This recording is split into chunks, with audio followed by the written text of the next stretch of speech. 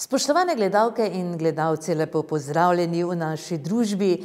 Ja, le še kakšna oddaja, 2-3 nas ločijo do novega leta, ko bomo torej na nek način prestopili v novi čas, z upanjem seveda, da nam bo v letu 2021 nekoliko boljše, kar se tiče situacije zdravstvene in vsega, kar doživljamo v letu 2020. Vsekakor pa je verjetno v tem trenutku vesela Marjanca Korotaj, ki je prejela eno izmed častnih priznanj v okviru državnih priznanj. Marjanca, lepo pozdravljena v naši družbi. Lepo pozdravljene. No, najprej bom seveda malo razložila našim gledalcem, namreč Nacionalni posvet mladinskega sektorja 2019, to je pravzaprav ena organizacija ali kako, skupina ljudi. Nacionalni posvet mladinskega sektorja za tekoče leto 2020 je bil, organizirajo pa ga Urad za mladino, ki deluje znotraj Ministrstva za znanost, izobraževanje in šport ter Mladinski svet Slovenije. No, tako da so torej ta mladinski posvet oziroma Nacionalni posvet mladinskega sektorja je torej 20. novembra prizadevnim, delujočim v sektorju, mladinskem sektorju, torej v Sloveniji, v državi, namenil 3 priznanja, ki jih je podelila ministrica za izobraževanje, znanost in šport, doktorica Simona Kustec. In eno izmed teh 3 priznanj je torej pripadlo tebi, Marjanca. Čestitke torej v imenu ekipe televizijske in vseh nas, ki smo zelo ponosni nate. Kaj ti pomeni to priznanje? Hvala za čestitke, hvala tudi vsem ostalim, ki so mi čestitali preko družbenih omrežij ali osebno. Ja, dobila sem priznanje na pobudo oziroma na predlog mojih kolegov, kolegica Tjaša Šnajder je bila glavna pobudnica, ki idejo pa je podprla tudi direktorica Viki Ivanuša, da je sploh prišlo do nominacije. Veseli nas, da so nas na nacionalnem nivoju prepoznali in so podelili priznanje. Jaz sem prejemnica priznanja za posameznika, ki že vrsto let deluje na mladinskem sektorju. Bili pa sta podeljeni še 2 priznanji organizaciji za dolgoletno delo in pa izvirnemu dobremu projektu. Vesela sem priznanja zato, ker ga doživljam kot potrditev za dobro upravljeno dosedanje delo. Zavedam pa se in rada bi, da tudi vsi drugi se zavedajo in da vedo, da v bistvu gre priznanje ne samo meni, ampak še vsem ostalim, ki so vsa ta leta sodelovali, na kakršenkoli način podpirali mladinsko delo v lokalnem okolju, tako organizacijam, inštitucijam, društvom, kot tudi posameznikom, ki so bili ali na kakšenkoli način zaposleni v mladinskem sektorju ali so bili prostovoljci in so pomagali razvijati dejavnosti. No, dovoli, da samo še eno pojasnilo tistim, ki morda niso toliko informirani. Nacionalni posvet mladinskega sektorja je letni dogodek, namenjen mladinskim delavcem, torej voditeljem, predstavnikom mladinske organizacij in organizacij za mlade, ter vsem drugim, ki na takšen ali drugačen način soustvarjajo in sooblikujejo področja politike in programe za mlade. Glede na to, da je to državno priznanje in podelijo recimo samo 3, je to vseeno čast, ne, Marjanca? Ja, je čast, ampak po tej naši prleški skromnosti ne razglašam tako, prizemljuje me to dejstvo, da sam ne moreš doseči takega uspeha, da je vedno potrebna še ekipa in pa podporniki. Je pa res, da je podeljeno priznanje posameznikom enkrat na leto za enega posameznika, za eno organizacijo in za en projekt. In veseli me, da je prišlo priznanje v naš severovzhodni del Slovenije, v Ormož in v okolico, kajti do sedaj, koliko spremljam, so priznanja šla osebam, za katere sem vsako leto smislila, ta pa si res zasluži priznanje, ki delujejo bolj na nacionalnem področju v večjih organizacijah. No, vsi tisti, ki smo malo starejši in ki že na nek način sceno domačo tudi v smeri razvoja mladinskih organizacij in mladinske politike sledimo, se še spomnimo recimo pred davnimi 15 leti, morda še 16 že danes, ko je občinski svet občine Ormož sprejel torej Odlok da se ustanovi mladinski center in tudi vemo, kaj vse se je pričakovalo od te organizacije. Lahko imenujem to organizacijo, recimo, na tistih začetnih časih, ja, ne? In koliko smo si pravzaprav obetali od tega mladinskega centra. Kako ocenjuješ danes, je mladinski center to, kar si recimo, si ti želela, ki si torej bila prva zaposlena v mladinskem centru in tudi mi vsi, predvsem pa mladi? Leta 2004 je občina bila ustanoviteljica mladinskega centra. Takratna direktorica je bila Maja Botolin Vavkotič. Jaz sem kot prva zaposlena bila, zelo pa so pripomogli v postopku ustanavljanja tudi člani sveta zavoda. In odlok o ustanovitvi opredeljuje aktivnosti in smeri razvoja področja delovanja mladinskega centra. Temu smo sledili in vse to smo dosegli, ne. Mladinski center, mladinska organizacija skrbi za razvijanje mladinskega sektorja, pomeni, da izvaja programe z mladimi, za mlade in predvsem se mi zdi to pomembno z mladimi, ne, da se področje mladinsko odpira mladim in jim daje možnosti, da sami soustvarjajo program. To se mi zdi, da je v začetku bilo nekako najtežje, ker se poznamo lastnosti mladostnikov, ne bom rekla, da so samozadostni, ampak če se spomnimo, kako je biti mlad, je vsake drugega nam pomembnejše kot pa neko tako mladinsko delo, ne. Mladi se radi družijo, se radi zabavajo, veliko opravka imajo s šolo, z učenjem, ampak vseeno pa smo našli priložnost, našli aktivne mlade posameznike, ki so imeli voljo, čas in zagon sodelovati.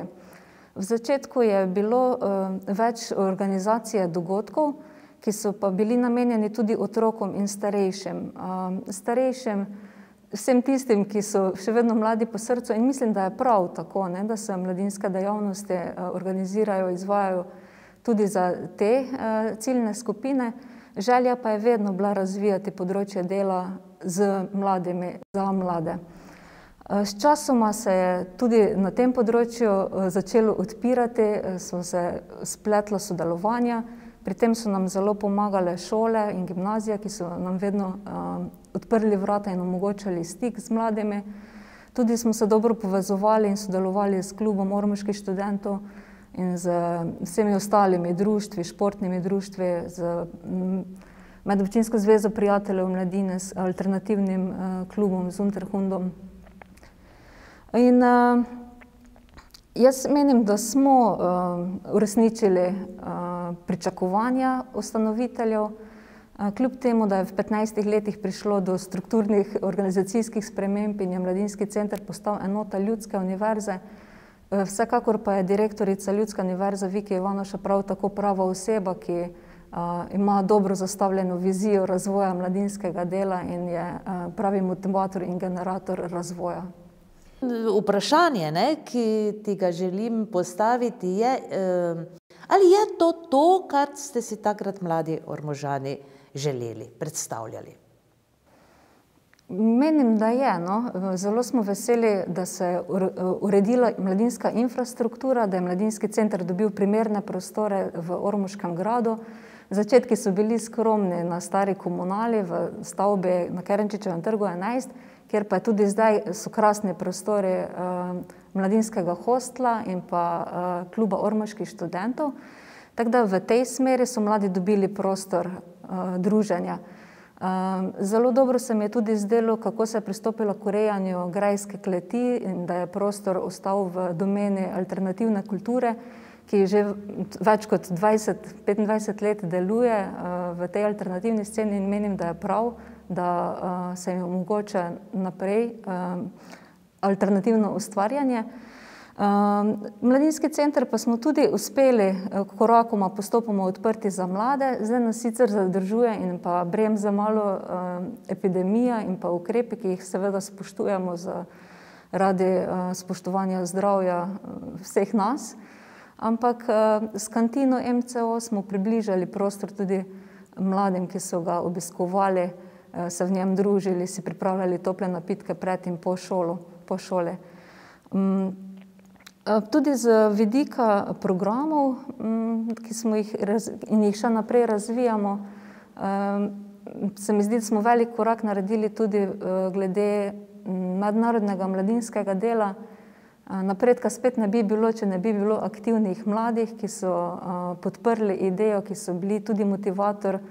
Tukaj imam v mislih Vito Štefančič, Nušo Lorenčič, aktivne mladostnice, ki sta pihale v jadra mladinskega razvoja in pripomogle k temu, da smo izvedli prvo mladinsko izmenjavo v Ormožu. Smo dali možnost mladim iz tujine, ki smo jih gostili kot prostovoljce in so bili zelo dober pokazatelj in so nam pokazali, v kakšnem okolju živimo in nam odprli oči za ta dejstva, ki jih večkrat radi spregledamo, ne. Ko se tako pogovarjamo z mladimi, več ali manj vsi potardamo, potožimo, kako je mesto prazno, kako se premalo dogaja, kako ni priložnosti. Ko pa so prišli mladi iz tujine, iz velikih mest, pa so nam odprli pogled na to, kaj imamo, ne. Kakšne pristne odnose, kako lepo naravo, zdravo okolje in med drugim so nam tudi povedali, da se ogromno dogaja. Ja, kar se res dogaja, ne? Čeprav nekateri pravijo, da ne. Nisem ravno nostalgičen tip, ampak vseeno se moram še vrniti nazaj, ne? Se spomniš recimo takrat, ko ste torej začeli delovati v Stari komunali, v prostorih Stare komunale, kateri je bil prvi takšen projekt, recimo, ki je tebe takrat kot edino zaposleno v mladinskem centru pač zaposloval?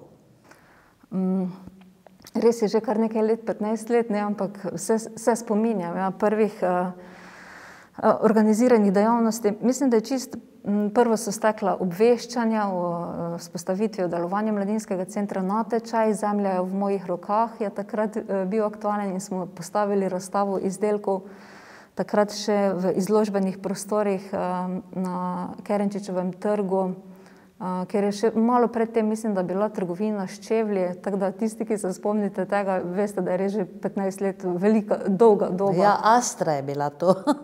Trgovina Astra, ne? Ja, dobro. Ja. Potem se spomnim, da smo kmalu zatem organizirali predstavitve aktivnih mladih, med njimi je bila Saška Ozmeč, ki me je tudi nadomeščala v času prve porodniške. Ona je bila varuška v tujini, UPR, in je prinesla svoje fotografije, nam je kazala svoje fotografije še preko tiste stare naprave. Diaprojektor. Ampak ni diaprojektor za preslikovanje fotografij, neki pozabila sem ime, ampak je res škatla, dinozaver tehnološki v bistvu, izumrla naprava. Tudi Anita Šoštaričeva, ki je bila študentka Erasmusa na izmenjavi v Angliji, je predstavljala svoje izkušnje. Spomnim se, da smo imeli potopisne večere Srečko Bokša in Drevenšek Damjan. Filmske večere smo tudi prvo leto zagnali in spomnim se, koliko težav je bilo pri filmskih večerih s tehniko, ker smo si morali sposoditi čisto vse od prenosnega računalnika, projektora, platna, mislim, si brskati, biti iznajdljiv, zadobiti film. In ja, se je dogajalo pestro, je bilo delavnice za otroke, potem po šolah predstavitve mladim, kaj mladinski center je in kaj se od njega pričakuje. V spominu so mi tudi ostali odgovori mladih, kaj pričakujejo od mladinskega delavca, kakšen bi moral biti. In je to bil seznam enih tako nasprotujočih si lastnosti, ko sem se večkrat vprašala, je sploh to mogoče, da moraš biti hkrati in odgovoren in mladim naklonjen, prijazen, dovolj nor je bil izraz, frfotav, komunikativen, resen, točen, zdrav, prilagodljiv. Mislim, kupica enih takih lastnosti, ampak danes, ko pogledam, ugotavljam, da dejansko res mladinski delavci morajo biti to vse in z leti je nekako v terminologijo prišel tudi izraz, da so mladinski delavci multipraktiki. Koliko vas je pravzaprav trenutno deluje v mladinskem centru? V Mladinskem centru je zadnja leta zaposlenih nekaj oseb preko projektov, dejansko za nedoločen čas pa sistemizirano delovno mesto pa samo za eno osebo. Ampak to eno delovno mesto se deliva na polovičke s Tjašo Schneider, ki pa ima drugo polovičko prek projekta Katalizatorje. V Mladinskem centru dela tudi Teja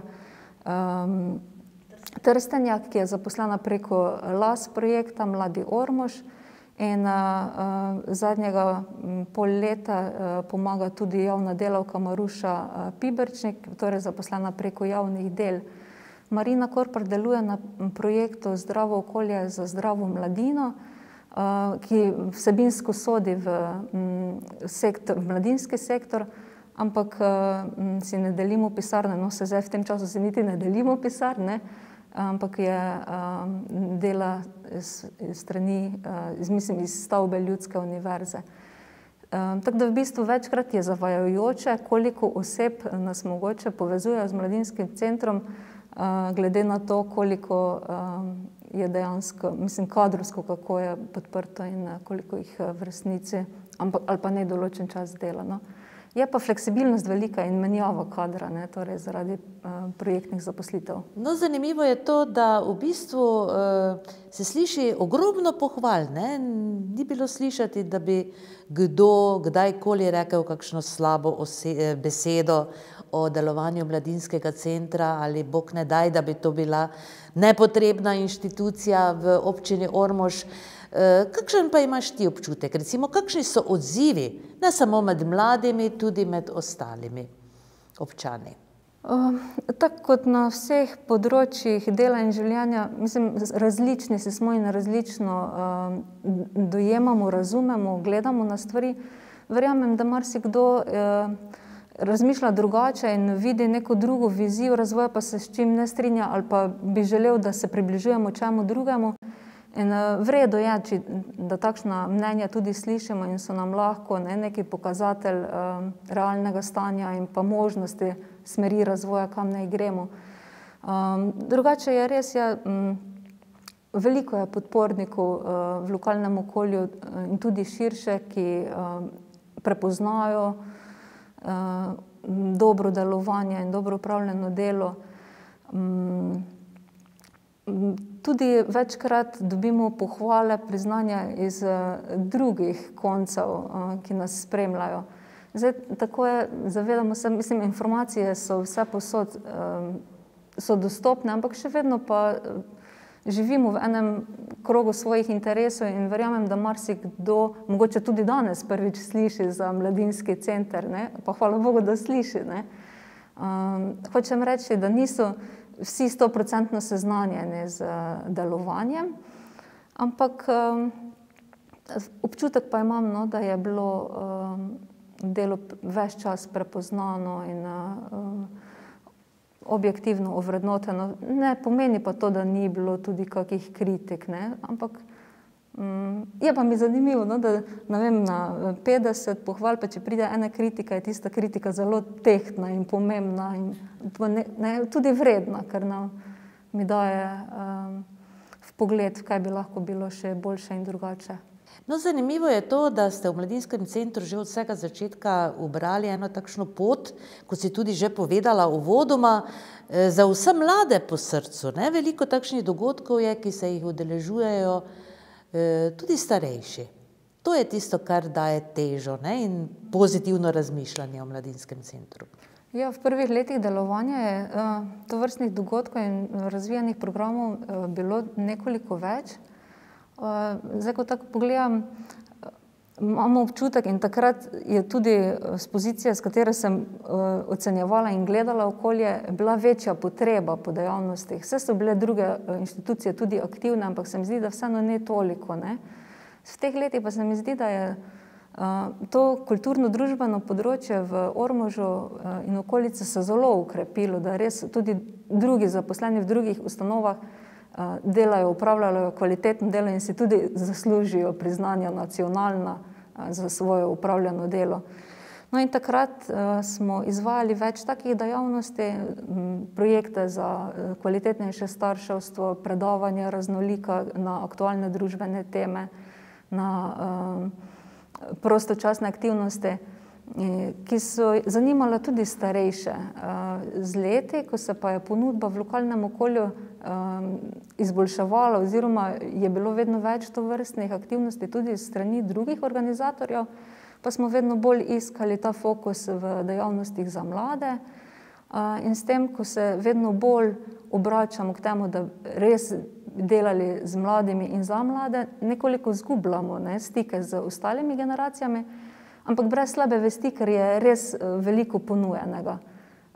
Ne vem, kako primerjavo tudi lahko vzamemo ustanovitev Grajskega družinskega centra v Ormožu.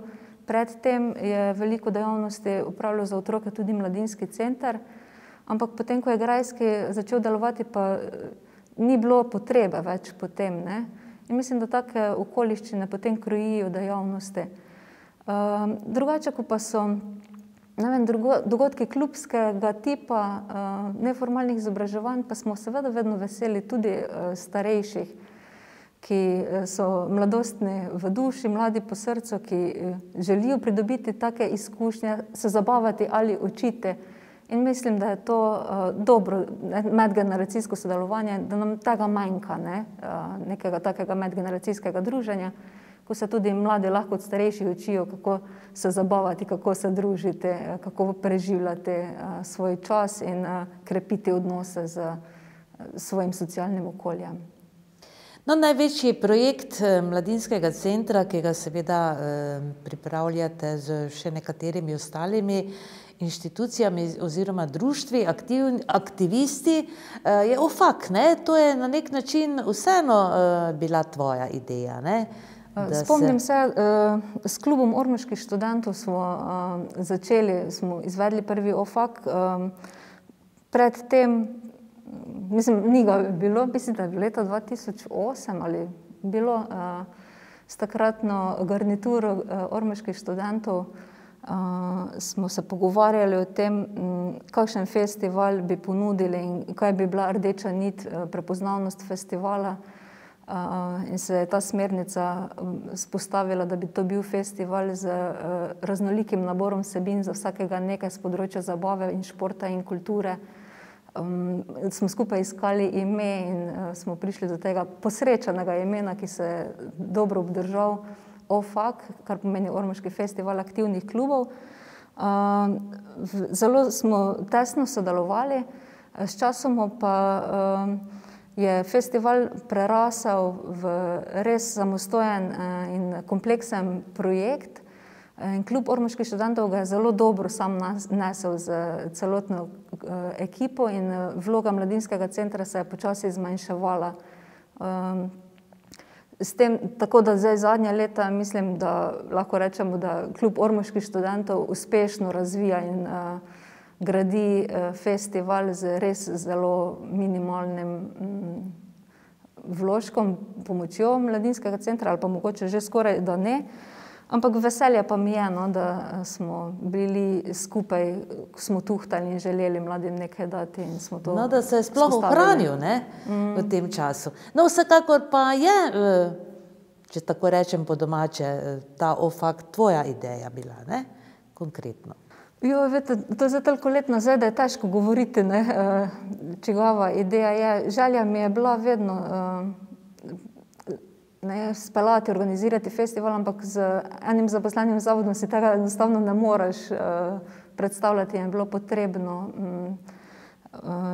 imeti širšo ekipo, večjo ekipo. Spomnim pa se, da je želja kluba študentov tudi bila, ne bi pa zdaj upala reči, če je bila ideja moja ali ne. Nekako si tudi mislim, da sem pripomogla k imenu OFAK, ampak spet so to spomini taki selektivni, si potem lahko ali misliš, da si ti tisti, ki se mu porodila ideja ali ne. Čeprav pa so vedno tako, ko so ideje prave, so v zraku in se bliska različnim osebam hkrati. Mislim, da je enako bilo pri OFAK, da se je kar večjem bliskala ideja o festivalu v Ormožu. No, vseeno pa si ti Marjanca, ne, jaz te lepo tikam, ne. Ja, se sem pa mlada. Glede na to, da smo tudi sosedi bili včasih. Sedaj mi je rdeča nit ušla z misli, ampak hotela sem te vprašati to, se počutiš ti otrok Unterhunda, recimo? Ne, ti si kot mlada vseeno veliko delovala tam pri aktivnostih alternativnega kluba. Ja, lahko rečem, ja, da se počutim pripadnica alternativne scene in Unterhunda. Moje mladostniško obdobje je zaznamovala ena mera nekega uporništva in sem se spogledovala z alternativno kulturo. Rada sem zahajala v prostore Unterhunda in bila na koncertih. Smo tudi sodelovali. Mislim, da smo s Tatjano Gregorc pripravljali literarni večer dolga leta v Unterhundu. Pa bilo bi mi včasno, da rečem, ja, sem otrok Unterhunda. No, pravzaprav je ta Unterhund en takšen zametek, ne, mladinskega centra. V bistvu, ne? Tam ste se začeli mladi pravzaprav shajati. No, če govoriva o literarnih večerih in o vseh kulturnih prireditvah, ki so se včasih tam dogajale. Prav gotovo, ja, je Unterhund zametek mladinskega dogajanja v Ormožu. Predtem še najbrž področje delovanja Zveze prijateljev mladine, ampak mi ni toliko znano, nisem pa nekaj konkretno raziskovala mladinskega gibanja in razvoja mladinskega delovanja v tistih letih. So bili aktivni posamezniki, ki so delali, ne. Meni je seveda potem bolj znano to področje, ko sem že sama zahajala v Unterhund, se tam družila in spoznavala nove prijatelje. Pa vsi poznamo, ne, alternativne skupine, Pridigare, pa Wasserdichte, pa Gnile duše, ki so bili aktivni mladostniki in so še zdaj aktivni in prav je tako, ne, na tej alternativni sceni. Ti si sicer profesorica primerjalne književnosti, ne?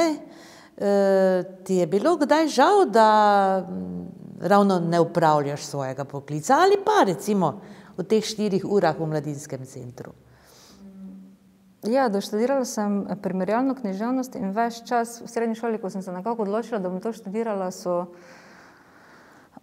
se starši in meni bliske odrasle osebe pogosto spraševali, kaj bom s tem počela, pa kakšen poklic je to, ki bom kakšno delo opravljala, ampak v tistem mi je bilo v bistvu vseeno, kaj bom delala. Želja mi je samo bila študirati to, kar me veseli. Rada sem brala, no.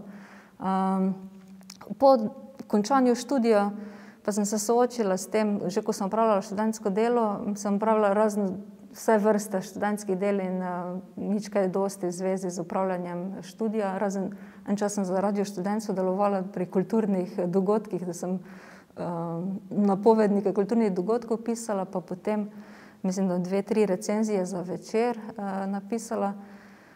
Drugače pa sem iskala zaposlitev, poslala mnogo prošenj na založbe, ampak sem bila prijazno zavrnjena. Tudi na šole sem pošiljala prošnje za knjižničarja ali za podaljšano bivanje, ker za poučevanje slovenščine pa nimam prave izobrazbe. Tako da, ko sem dobila priložnost se zaposliti v mladinskem centru, se pa mi je zdelo to idealna služba za naše okolje in za moj poklic. V stiku z literaturo, s književnostjo sem probala ostajati, čeprav je bilo težko v tem obdobju, ko sem delala v mladinskem centru in si ustvarjala družino, sta rasla otroka, ne, vse zahteva svoj čas in nek davek. In davek, ki sem ga žrtvovala, je pač bil moj prosti čas in manj branja, manj raziskovanja. Ampak v mladinskem sektorju v bistvu sem lahko živela svoje interese in pa uporabila iznajdljivost in tudi strokovno znanje, ki sem ga tekom študija dobila. Pred leti pa sem je prikazala priložnost in sem od 2016 polovično zaposlena še v knjižnici, ki pa je bliže mojemu strokovnemu področju. Ampak ugotavljam, da je delo v mladinskem centru pa mi tudi res zelo ljubim in ga še zdaj upravljam s srcem in daje dovolj zadovoljstva.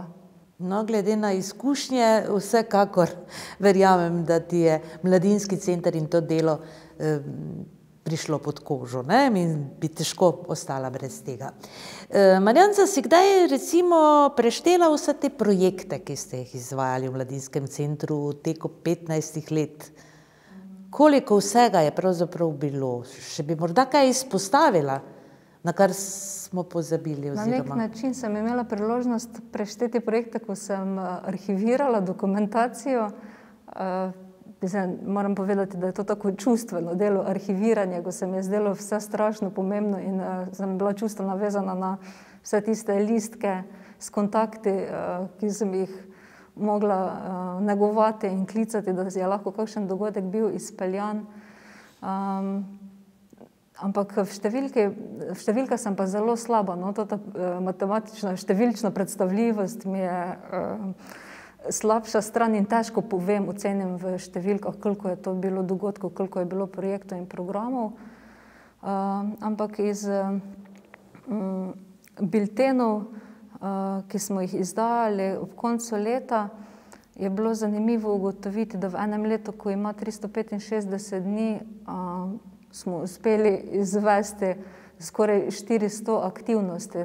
Pomeni, v enem dnevu je lahko bil večer dogodek za širšo javnost, v dopoldanskem času pa kakšna delavnica na srednji šoli. In takih stvari je bilo res veliko, ne. Veliko aktivnosti je bilo, veliko prijav na projekte in dobljenih projektov, izvedb in poročanj. Izpostavila pa bi, zdaj so mi najbolj sveži ti spomini iz teh modernejših zadnjih časov. Je ta Evropska prostovoljna služba, mladi prostovoljci, ki lahko pridejo k nam in na primer Martina, ki je zdaj na tujem na Poljskem, potem mednarodna mladinska izmenjava, tiste mladinske pobude, smo imeli Poezija nas druži, Ne morem, zmorem, skate park, potem projektne aktivnosti Brez dlake na jeziku, Pravljično starševstvo, pa nacionalni projekti, katerim smo se pridruževali, Slovenski dnevi knjige v Ormožu, pa Dan za spremembe, Veter v laseh, Športom proti drogi. In pa veliko tistih malih dogodkov. Ne vem, spomnim se takih stvari kot izjemnega predavatelja, doktor Stanka, pozabila sem priimek, ampak organizirala sem predavanje profesorja, ki se je ravno vrnil iz Silicijeve doline v Ameriki in bi predaval o nanotehnologiji in o tem, zakaj so inovativne družbe uspešne. Takrat je nanotehnologija še bila v povojih, prve informacije so prihajali, kaj to je nanodelci in zdaj danes vsem znan soft shell je takrat še bil v povoju, da se lahko voda odbija od tkanine. In je gospod prišel v Ormož predavati, pa mislim, da smo bila z Boštjanom Najžarom sama edina gosta in takšne dogodivščine, ko se mi je zdelo, da pa je to vsebina, ki bo mlade zanimala in pritegnila in da bo nas tam 15-20, po drugi strani pa tako. Ampak danes pa vidim, da za vse je potreben nek čas in mogoče, če bi takšno predavanje izvedli čez 2-3 leta, bi pa slika obiska bila drugačna. Veseli pa me, da sem imela izkušnje tudi s takimi stvarmi, ko se moraš soočiti za neke vrste razočaranje. Ja, povsod je tako, ne? Malo gor, malo dol. Marjanca, verjamem, da ti načrtov ne manjka. Aha, še tega se je treba dotakniti, ne? Tvoje pesniške žilice. Še ustvarjaš kaj? Še pišeš pesmi? Zadnje čase spet nekaj počasi, en čas pa je bila blokada, je bilo sušno obdobje, ko sem v sebi čutila potrebo, da bi se na nek način morala izraziti, nekaj dati iz sebe, pa enostavno ni šlo ali ni bilo priložnosti. V bistvu je to tudi področje take kreativne ustvarjalnosti, se trudim na tem delati in drugim dajati možnosti in spodbudo in motivacijo, pripravljati pogoje, da se lahko tudi v družbi neki taki ventili sproščajo. Včasih pa je pri sebi to težko narediti, ne. Pesnila sem intenzivno v srednji šoli in v času študija, potem v tem obdobju 10 let pa so bile mi druge prioritete v življenju. Zdaj pa ves čas počasi nekaj, ampak se mi je v tistem trenutku zdelo to slabo, nekvalitetno, brez veze, mislim, ne, čemu te bi lahko to služilo. Zadnje čase pa se mi spet malo odpira, se tudi trudim negovati, no, to pretok ustvarjalne energije in že pride do kakšnega trenutka, ko z veseljem kaj napišem, pa mi podlam niti ni tako slabo. Še je čas, ne? Mlada si še, Marjanca. Tako, hvala lepa, da si vzela čas za obisk v našem studiu. Bil je torej to še en takšen prijeten dogodek oziroma pogovor, tako da me je veselilo, da si vzela čas. Seveda se vse ne da povedati v tem času, ne? Ampak če se še česarkoli spomniva, bova nadaljevali najin pogovor. Hvala lepa za enkrat in vse dobro ti želim. Hvala za povabilo in vse dobro tudi vam in poslušalcem, gledalcem.